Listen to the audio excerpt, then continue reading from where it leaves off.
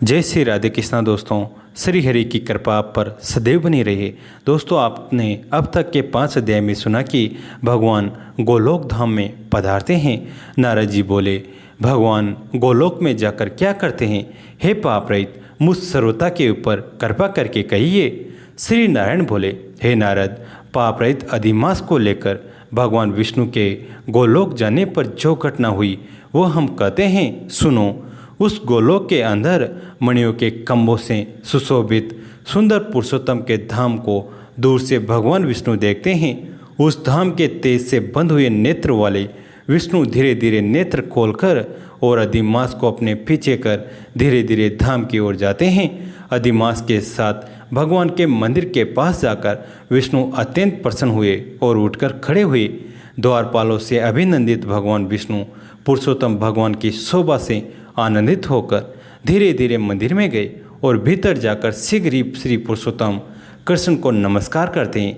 गोपियों के मंडल के मध्य में रत्नमय सिंहासन पर बैठे हुए श्री कृष्ण को नमस्कार कर पास में खड़े होकर विष्णु बोले, श्री विष्णु बोले, गुणों से अतीत, गोविंद अद्वितीय, अविनाशी, सूक्ष्म, विकार रहित, विग्रहवान, गोपों के वेश में विधायक, छोटी अवस्था वाले, शांत स्वरूप, गोपियों के पति, बड़े सुंदर, नूतन मेघ के समान श्याम, करोड़ों कामदेव के समान सुंदर, वृंदावन के अंदर रास मंडल में बैठने वाले, पीत रंग के पीताम्बर से शोभित सौम्य, भौहों के चढ़ने पर मस्तक में 3 रेखा पड़ने से सुंदर आकृति वाले, रासलीला के स्वामी, रासलीला में रहने वाले, रासलीला करने में सदा उत्कृष्ट, 2 भुजा वाले मुरलीधर, पित वस्त्रधारी अच्युत, ऐसे भगवान की मैं वंदना करता हूँ। इस प्रकार स्तुति करके भगवान श्री कृष्ण को नमस्कार कर पार्षदों द्वारा सत्कृत विष्णु रत्न सिंहासन पर कृष्ण की आगे से बैठे। श्री नारायण बोले, यह विष्णु का किया हुआ स्तोत्र प्रातःकाल उठकर जो पढ़ता है उसके समस्त पाप नष्ट हो जाते हैं और अनिष्ट स्वप्न भी अच्छे फल को देते हैं और पुत्र पौत्रादि को बढ़ाने वाली भक्ति श्री गोविंद में होती हैं।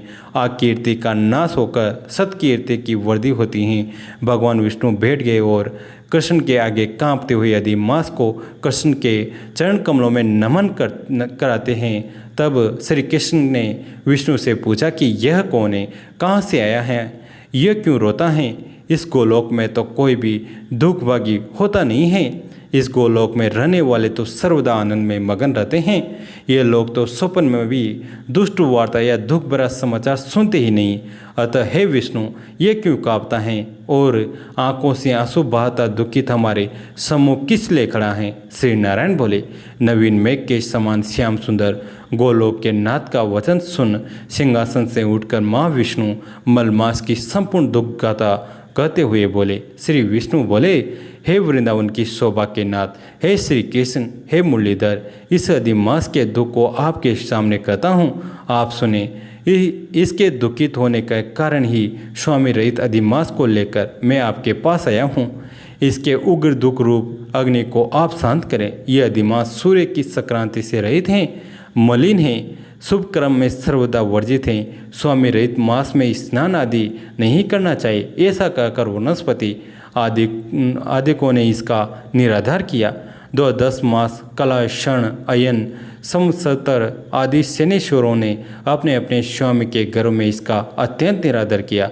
इसी धोखाग्नि से जला हुआ यह मरने के लिए तैयार हुआ। तब अन्य दयालु व्यक्तियों द्वारा प्रेरित होकर हे हृषिकेश शरण चाहने की इच्छा से हमारे पास आया और कांपते कांपते घड़ी घड़ी रोते रोते अपना सब दुख जाल इसने कहा, इसका यह बड़ा भारी दुख आपके बिना टल नहीं सकता। अतः इस निराश्रय का हाथ पकड़कर आपकी शरण में लाया हूँ। दूसरों का दुख आप सहन नहीं कर सकते हैं, ऐसा वेद जानने वाले लोग कहते हैं। अतएव इस दुखित को कृपा करके सुख प्रदान कीजिए। हे जगतपते, आपके चरण कमलों में प्राप्त प्राणी शोक का भागी नहीं होता। ऐसा वेद जानने वालों का कहना कैसे मिथ्या हो सकता है? मेरे ऊपर कृपा करके भी इसका दुख दूर करना आपका कर्तव्य है, क्योंकि सब काम छोड़कर इसको लेकर मैं यहाँ आया हूँ। मेरा आना सफल कीजिए। बारंबार स्वामी के सामने कभी कोई विषय कहना चाहिए, ऐसी नीति के जानने वाले बड़े बड़े पंडित सर्वदा कहा करते हैं। इस प्रकार अधिमास का सब दुख भगवान श्री कृष्ण से कहकर हरि कृष्ण के मुख कमल की ओर देखते हुए कृष्ण के पास ही हाथ जोड़कर खड़े हो गए। ऋषि लोग बोले, हे सूत जी, आप दाताओं में श्रेष्ठ हैं, आपकी दीर्घायु हो, जिससे हम लोग आपके मुख से भगवान की लीला के कथा रूप अमृत का पान करते रहे। हे सूत जी, गोलोकवासी भगवान कृष्ण ने विष्णु के प्रति फिर क्या कहा और क्या किया इत्यादि लोकोपरारोक विष्णु कृष्ण का संवाद सब आप लोग हमसे कहिए। परम भगवत भक्त नारद ने नारायण से क्या पूछा? हे सूत जी, इसको आप इस प्रकार हम लोगों से कहिए। नारद के प्रति कहाँ हुआ भगवान का वचन तपस्वियों के लिए परम औषध हैं। जय जय श्री राधे। दोस्तों, कैसी लगी है कहानी कमेंट करके जरूर बताएं। वीडियो को लाइक करें, चैनल को सब्सक्राइब करें, घंटी के बटन को दबाकर ऑल पर क्लिक करें। दोस्तों, आगे की कहानी सुनने के लिए हमारे साथ बने रहिए। जय जय श्री राधे।